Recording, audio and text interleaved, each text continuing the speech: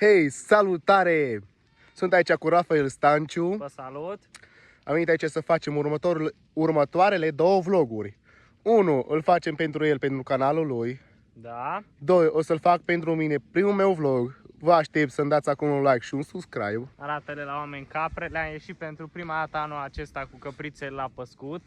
Sunt foarte fericite și ele și noi, că e vremea asta faină și că am putut ieși pe dealuri.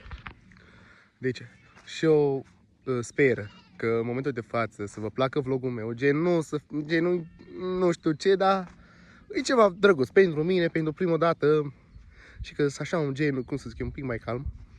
Dar tot m-a făcut caporoticul. No, ce să vă spun, acum Mergeți acolo, dați un subscribe la Ovi și curând pune și el primul vlog aici de la păscut. Și ce să zic, ține-te de treabă și pune cât de multe vloguri.